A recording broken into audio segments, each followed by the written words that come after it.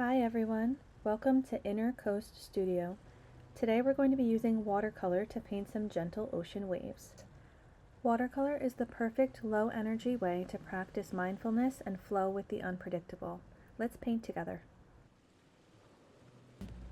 I encourage you to use whatever you have on hand, but today I'm going to be using my Princeton Neptune brushes for this practice. For colors, I'm going to be using some phthalo blue, a little bit of sap green, and ivory black. And to start, I'm just going to trace out the tops of my waves. This is really just going to act as a guide for me. As I start painting, if I want to change things a bit, that's totally fine, so don't worry about it too much if you don't like what you initially traced.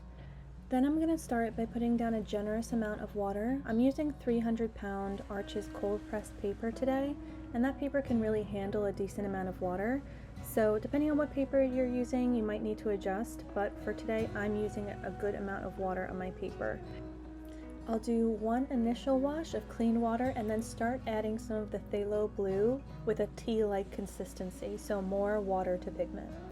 Then as I start to build my waves, I'll add some phthalo blue to my brush, and I'll start to use those guides that we put down in pencil to trace out where I want my waves to be. Again, this can change, so don't worry too much if you don't like it initially. Right now, we're just putting down the framework of our waves.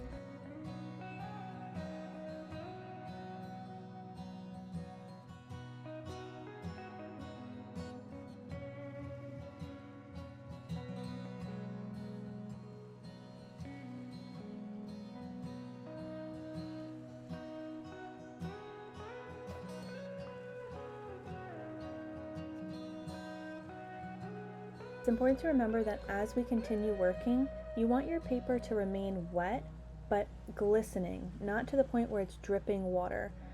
If you're using 300-pound paper or 140-pound paper, they're going to be able to retain different amounts of water, but ultimately, if you're able to see that sheen on the top of the paper, that's a good sign. You want it to be still wet while you're putting down the early stages of your waves.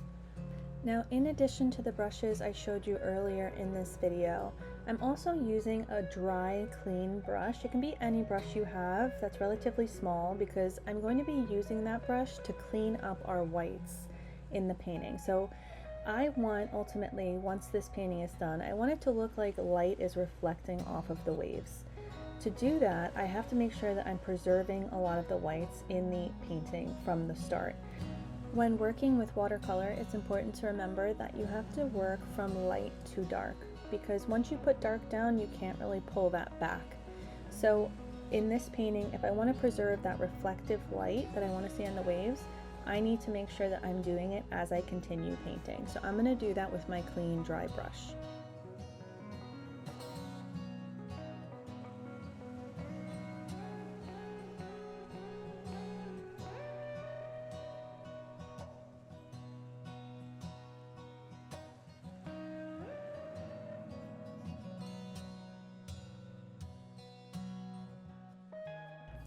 Now that I have kind of the framework of where I want my waves to be, I'm going to start adding more pigment to my brush. So as I do this, I'm going to be working in different ratios of pigment to water.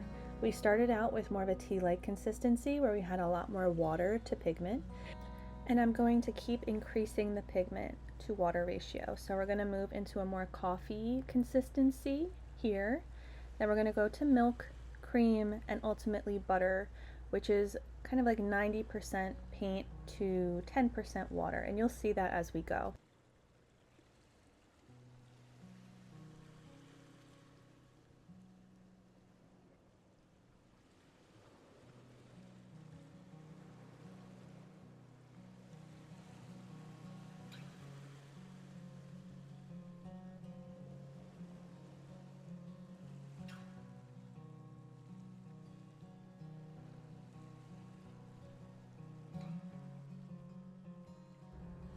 You can see here that as I'm doing those sweeping motions of the wave, I'm still preserving that white spot in the middle where I want the light to hit.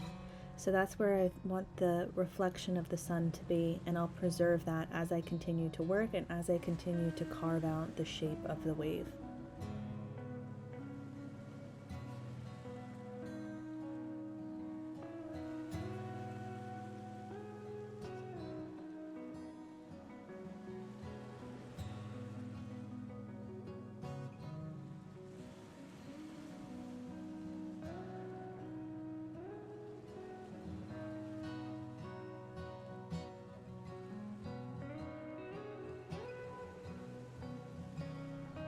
Here you'll see I start to lean into a thicker consistency of paint to water, so we'll lean into more of the cream consistency that we talked about earlier.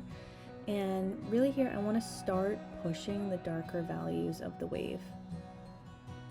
It's important to remember that watercolor dries about 30% lighter than it looks when you're painting it. So right now as I'm putting down those darker values, they look pretty dark, but as they dry, they'll continue to lighten.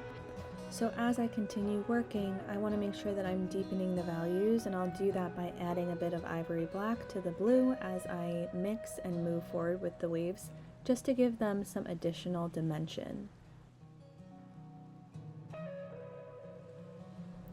Again, as I work, I'm taking my clean, dry brush and I'm preserving those areas of light that I want to make sure the sun is reflecting off of the wave. And you can kind of see it starting to be carved out here.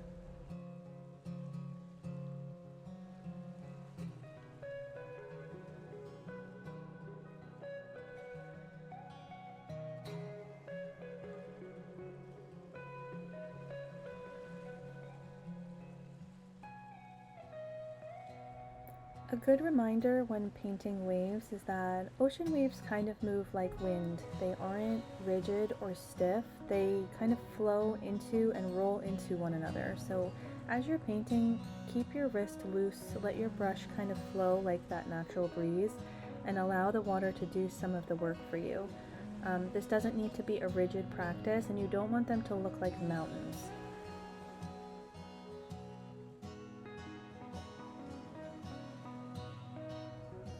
Now here, because the top or middle portion of the paper started to dry a bit, I'm going to re-wet it.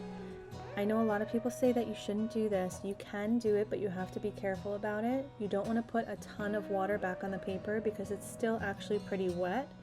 But if you need to re-wet it a bit, take a tiny bit of water and just go over the top so that it's glistening again.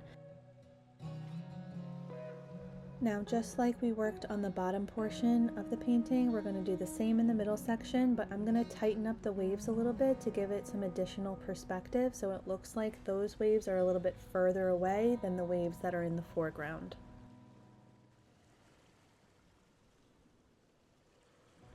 And here we're kind of repeating the same technique we used at the bottom of our painting, where we started out with a tea-like consistency. Now we're moving into a cream-like consistency, just to carve out our waves and continue to give them dimension.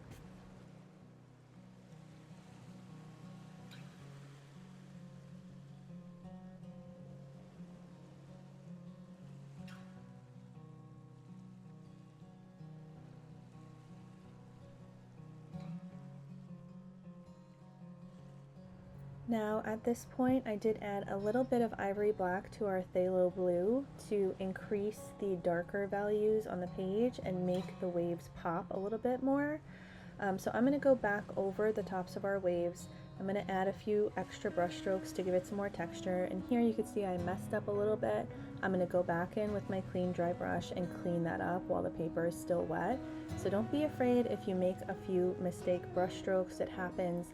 And it's kind of an easy way to clean up as long as your paper is still wet.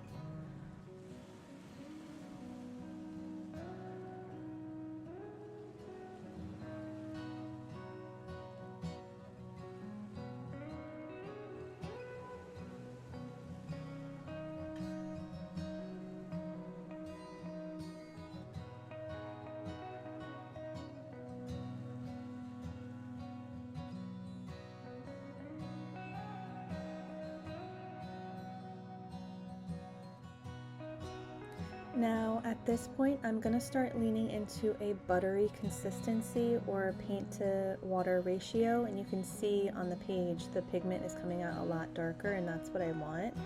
I want these waves to look very dark, almost like dusk or early morning when the light is just hitting the waves. So I want to really push the darker values at the front, or the foreground rather, of the painting, to amplify the contrast and make the waves a little bit more dramatic. So you'll see it here as I'm leaning into those darker blues.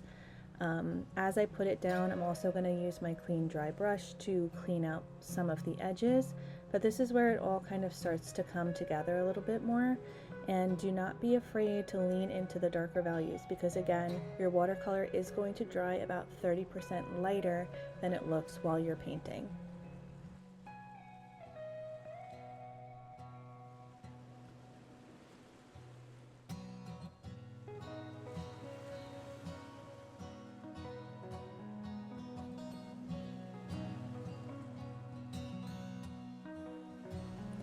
For the purposes of this tutorial, we're really just focusing on using wet on wet technique, but there are a lot of other cool things that you can try to add additional texture to your waves. You can use masking fluid before you start painting to identify areas where maybe you want it to look like there's sea foam floating on your waves. You can also do that with gouache after your painting has dried, so there are other opportunities as well to add additional texture, additional contrast to your painting.